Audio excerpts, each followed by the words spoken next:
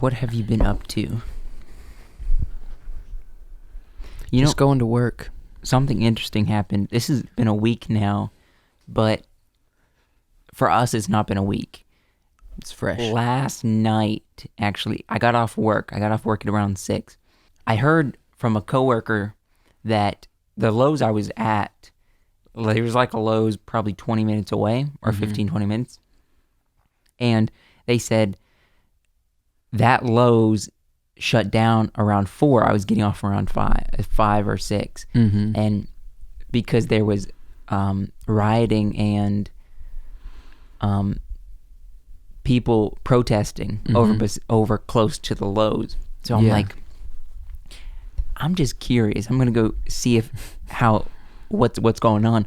So I drove trying to get to that Lowe's, just like say I'm just gonna go see if there's anything around. Could not get there because there's so much police. Yeah. They were just blocking the area? Yeah, couldn't get off that exit at all. Well, what exit was it? I guess it doesn't matter. That's not important. Yeah, I couldn't get off the exit. There were so many police just blocking and not letting people get through. Well, nothing as interesting as that has happened to me this week. Well, I didn't do anything. I couldn't get off the exit.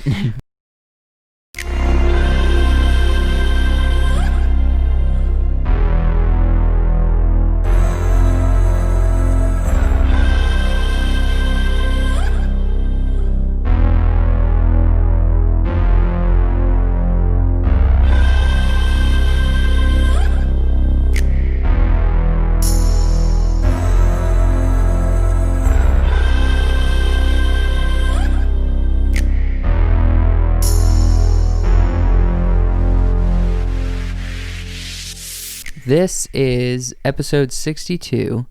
If you watched last podcast, if you make it all the way to the end, you would have heard that we started a new branch of the Wiseworks podcast called the Midnight Special. Yep. And it is longer form podcast, so well over an hour. And we did the first episode 60. That's why you won't find an episode 60 on the YouTube channel, because it is exclusive to Spotify and it is audio only. So just go to Spotify, look up Wiseworks Podcast. You'll find us, follow us there. You can listen to all of the YouTube podcasts in audio version, and you will also be able to listen to our exclusive Spotify new show called The Midnight Special. Off from Spotify. Yep. And it's exciting. I like audio content better because it feels more relaxed than having a video in front of us. But video is important. My personal video is opinion. very important. Okay, so today we're going to be talking about, can we do anything new with filmmaking? At filmmaking as a whole. Yeah. You know, in the industry, in the field, is there anything new and revolutionary that we can do in this world of filmmaking? It feels like it kind of feels sometimes like everything that you could possibly do that's revolutionary, that's going to change the game of the craft, has already been done, and now you just are redoing what everyone else has already done. You know what I mean? It's true. It can feel a bit daunting. So let's talk briefly about some of the big moments. What do you say are some of the big moments in film history that has been revolutionary for the craft today? Well, right here on my notes, I have... Those are my notes, by the way. You just haven't looked at them. That's why you have the computer. I have something that hasn't come about yet, but is going to... Well, don't. We're going to talk about the history first. Okay. Let's not get into what's going to happen. Let's talk about some of the ideas about what has happened in the past, big things, so people get context, you know? Things like, you know, getting audio and video for the first time back in the 1920s, you know? I think it was 1927 that happened. Getting to capture a giant monkey climbing up the Empire State Building. That's true. Because that really happened. Yes, stop motion animation actually came before, you know, where they added stop motion effects to film. We did a short film. We reviewed a short film that was about stop motion. Yeah, called Rebooted a few weeks back. But, you know, stop motion was a big thing. That actually happened before audio, you know? before they got audio and film, they actually had stop motion first. Yeah, that was a big part. It was a very big part. And then something else that was very revolutionary, very big. It was the biggest battle ever caught on film. The battle between Ramses and Nacho Libre. Ramses and Nacho Libre. Yeah, that was I'm kidding. revolutionary for sure. In the world of comedy, in the world of luchadors. And stretchy palms. Yeah, the stretchy pants, that's where the gold is. That's where the secret to being a successful luchador is, the stretchy pants. I'm kidding. That was just a little comical thing I wanted to throw in. No, like people like the first blockbuster film, the first huge one that blew up, Jaws, you know? I wouldn't say it's the first one. No, it yeah. is. No. It is. I looked it up. It was the big blockbuster film. The next one after that, Star Wars. And I think your history's off, but I don't think so. I'm not here to argue We're with talking you. about, well, we're just talking about our thoughts about big revolutionary things. You know, blockbuster films, things like Jaws, Star Wars, visual effects that haven't been seen before. Yeah. You know, the first, we'll discuss this a little bit, but the first Avatar. Yeah. You know, that was groundbreaking. Back in 2010, I think it came out. That was I don't groundbreaking. remember what year. Groundbreaking for the industry. It's like no one saw that kind of computer animation in a film yet. Things like Pixar, when 3D animation came out and they changed the game for 3D animation, they made it so beautiful. These are revolutionary moments in cinematic history. And so we look at all this, we look at all the technology we have, and we're like, yeah, we can make cool, visually exciting things. But, you know, are we ever going to be able to get to like Avatar level? That's already been done. Well, you know, and throw another kind of wrench into it. As smaller independent creators, how can we, without not having a huge budget, do it? Well, we can talk about that towards the end. There's a lot of what I think of when it comes to like huge blockbuster films and things that have revolutionized things. It's just Hollywood throwing a bunch of money at something. Yeah. Too. So people like us don't have those kind of resources. we don't. Or that kind of manpower. Yeah. So it's harder for us to... Let's circle back. But just setting the stage for revolutionary things. There's something that's going to happen that now tease us off that's coming up that is a new revolutionary thing, you know? Yeah. A lot of people, you probably have heard about it because it's a big thing. Well, we should talk about it, you know? We talk about films. We talk about entertainment. Is the first film going to be recorded in space, actual space. Actual space. Tom Cruise is, I guess he's teaming up with like NASA. I've also heard that he's teaming up with Elon Musk in SpaceX, you know? I don't know which one it is. I've heard both. So maybe it's both. He's going to be coming out with something that's filmed in space. I don't think it's going to be like the whole movie. It's going to probably be part of it. But it's going to be actually filmed in space. But the thing is, even if it's just a scene, when has that happened? Never. Well, they're taking, besides like, you know, the moon landing and recording that, it's not the same. We're talking about entertainment, film, a narrative story, live action, being recorded in space, being space as their scene. You know what I mean? Mm-hmm. That's pretty crazy. That's revolutionary. It's like they've run out of things here on Earth to do, so they're going outside of this world to come up with the next thing. I mean, the only thing that you can really top that is to go to the moon or go to Mars and record a film there. You know what I mean? Yeah. How far? I mean, you can go as far as the universe, but that's not feasible, you know, because we can't even get to Mars yet. I mean, in the budget that's going to be on this film, I'm sure it's huge. Yeah. You got someone like Tom Cruise that almost everything he's done has been pretty dang successful. He's very liked by, even though he has some weird religious ideas. Not get into that. But he makes some awesome action films. I don't even care too much for action films, and I love watching his action films because I know he does his own stunts. If I see him hanging off of a plane in Mission Impossible, he actually did that crap, you know? Yeah. He's done so much stuff, so he's like taking it to the next level, and at the same time he's taking the filmmaking world to a new revolutionary point. And it's exciting, and it's also at the same time disheartening. Why is it disheartening? Apply it to yourself. Think you'll ever be able to top going to space and filming something there? Yeah. You think you can? Yeah. You think someone won't be able to do something that's the next level before you do it? Nope. I got this unlocked. I got an idea. Okay, well, Right I have here. a different perspective I would like to present. But what are your thoughts? And also talking about Avatar 2, that's supposed to be coming out in Christmas of next year, which we think it probably actually will this time. It's supposed to be coming out ever since 2014. But that we think is going to happen because Disney did buy 20th Century Fox. Mhm. And so I think with Disney's money and their forceful hand, they are going to come out with it in 2021 in December. And we've already got some pictures that have been leaked of the actors in their, motion capture suits and stuff from filming it. So what are your thoughts on things like the space? Oh gosh.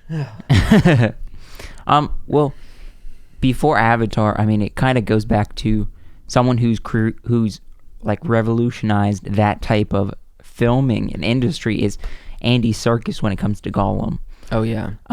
He's kind of, when you kind of think about that type of animation, that kind of, when it comes to cinematic video, you do think of him because he did Gollum. He did the Planet of the Apes because of that. Caesar. So there's a lot of things, and even like the film Ready Player One that Steven Spielberg did, a lot of that was kind of the same thing, a little bit different, but same thing. Because it was a computer animated world. Yeah. So they have been working on this kind of stuff for a while now, ever since. Like, do you think it kind of becomes taboo, and so you have to do something amazing with something like Avatar 2? It has to be amazing.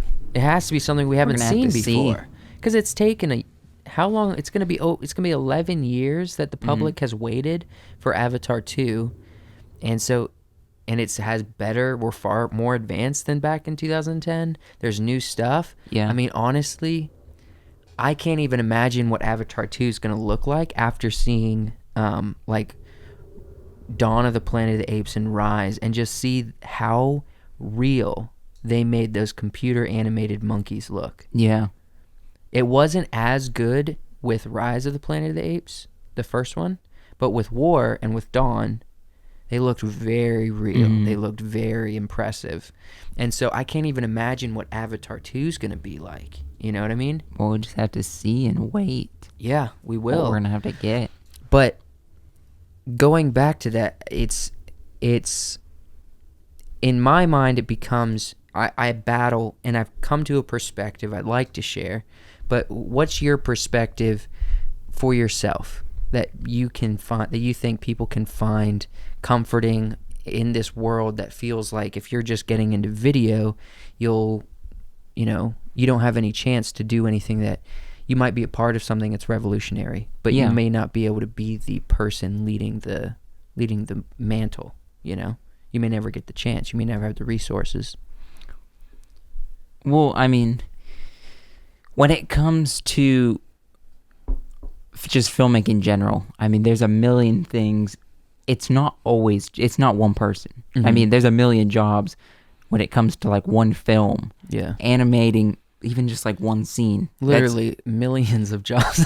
So on one film. Today, I think when it comes to social media, just entertainment in general, like actors, we put a lot of emphasis on people that's like, oh, this actor's in this movie. They did so much. Yeah, they acted in it, but they're not the thing that's created that film as much as... Yeah, they're valued because they're the selling point a lot of times. Yeah. So when it comes to creating a film, I guess look at it like I'm part of creating something that without the thing that I did to create this film, yeah, there was actors that are in front of the camera, but without what I did, the actors couldn't be in front of the camera. Yeah, that's true. So There's a lot of crew members that are obviously overlooked, but Yeah. they're the the backbone of the production. They're I the mean- backbone of the quality. I hear a lot of people when you say like, I want to get into filmmaking, I hear a lot of people that say, oh, I want to be the director. I want to be the one calling the shots. Where, yes, the director does a lot, but there's also so many jobs. Without them, there was be no director. That's true. So you're creating something, and you're the thing that's creating a project. You don't have to be the director. Yeah. You think because people are telling us that the director has the best job, not always. No, the director's job sucks sometimes. Yeah. There's a lot of I can imagine very many circumstances where I would prefer just to be behind a camera or in an editing room Very many or something. circumstances. So many circumstances. Thank you. But yeah, let me look at the notes real quick. Give me your thoughts. What you elaborate a little bit more on what you're talking about with in regards to not having to be the director. You know what I mean? Yeah, I mean, with something that's animated, I mean, the Avatar movies, I mean, yeah, you're basing it maybe off of a character, off of an actor, but you have the choice of making something slightly different sometimes. Yeah. When you're animating it, you're the creator. Yeah. You can put your input in to create this thing and make it look totally different. Mm-hmm. You know where I'm going with that? Yeah, I know what you're saying. The director of photography specifically has a big hand in that. Yeah. You know, the director of photography does have a big role in assisting the director with their creative vision, because everything that makes up a film is what you hear and see coming out of this little window. Mm. And it's important that you get that right from a visual standpoint, because that's the whole thing. The director of photography has a big part to play in that, you know? The animators, the visual effects artists, all of these people have huge parts to play. Yeah. So then let's answer this question real quick. How much time we got? We're at 17 minutes. Okay, we have time. Let's talk about this real quick. How then do we do something new in the filmmaking world? What's your ideas on that? I mean, for me, when it From comes like to a kind of a practical standpoint for us. yeah, when it comes to just creating something new, a lot of things when creating something new, it's just a new set of eyes looking at something and saying, this is how I see it. This is my perspective of something. Yeah. So when you're creating something new, you're kind of just seeing it from your perspective and how you want to interpret the film, the video, however you want to, whatever you're creating. Mm-hmm. So doing something new from your perspective, I mean, it's you doing it yourself is creating something that's new. I mean, it's always good to say, like, let me take my perspective, maybe tweak it a little bit to be different. Yeah. To create something that's new, but it's your perspective. I mean, it's new. Mm-hmm. Does that make sense? Yeah. What you see creatively, you as an individual artist, you're going to affect a production in a way that's going to have your fingerprints on it. Yeah. And that's going to be something new. It's going to be something unique. Even the way you light a scene is something unique. I think it's important to start thinking about the details instead of just like what we were talking about. You see these things where Tom Cruise is going to space, or they're making Avatar 2 that's going to blow everyone's mind with how great the animation and the visual effects, that's all done in a computer. It's all artificial, you know? These revolutionary modern moments that are so big and gigantic, it feels like we will never be able to surpass them. The world changes all the time. People like podcasts. We talked about Joe Rogan's podcast. It's the most simple thing you can do, and it has huge audience. People still like simple things. And also there's an aspect, what perspective if you want to get into video, or if you are in video and we're like us, what perspectives do we need to have as we continue in this world? Well, one big thing that I was thinking about that I think is different is the fact that technology in our time is becoming so much more elaborate and so much more affordable and so much more accessible that if you have the determination and the willingness and the patience and the self-discipline to learn stuff, then I think something that's revolutionary is you creating, people like independent artists like us, create something that's really well made, that looks very professional, and it's an indie film. It's something that's independent, that's done by just a small handful of people. That's something revolutionary. That's something that couldn't happen, 10 years ago. That is true. Not to the quality of Hollywood, but now we can, because we have access to this equipment. It's more affordable. It's something that we are able to do, and now we can set our creative minds free to come up with something that's like Hollywood standard, but it was made by just a small group of people, and it looks amazing, and people around can enjoy it. And that's the kind of perspective you should bring to it. Like Josh was saying, your fingerprints are all over stuff, and you see the world in a unique way. That's the kind of revolutionary mindset that we should have in today's world, because we might be like, yes, we can't do something crazy that everyone's going to talk about, but maybe it'll set just us thinking about the uniqueness of our current situation and the resources we do have, even though they don't compare at all to these bigger films. How that's going to set us on a path to be able to maybe do something that is revolutionary that no one's thinking about now. Yeah, that is true. You know what I mean? Yeah. And you never know.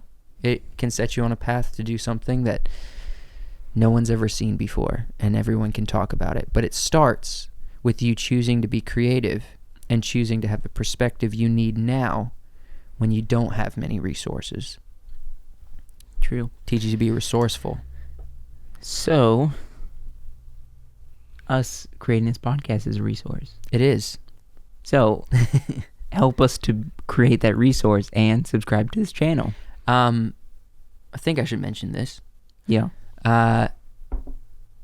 We don't expect a lot of people to be involved with this, so I'm trying not to be pretentious. But if you do enjoy this content, then we have made it available that you can go at wiseworksent.com. There's a little support button at the top of the page. If you go to that, you'll find a link to Patreon, or you can buy like a DVD from one of our old films. There's a Patreon tier that is called Podcast Listeners. It's the ability for you to be able to give a little tiny bit of money each month to help support what me and Josh would do. We're going to continue doing this whether you support us or not, but we do appreciate you showing appreciation for us and investing in this podcast if you choose to do it. So maybe consider it. It is available for you there to support us if you would like. And if you choose, we really appreciate you. And you're awesome. Yeah. You're awesome even if you don't. It's okay. So, it's a good way to end it off. All right. Thank you guys for watching. Please subscribe to this YouTube channel. Go follow us on Spotify and Facebook and Instagram. Yep. Any last words? Nope. All right. Have a good day.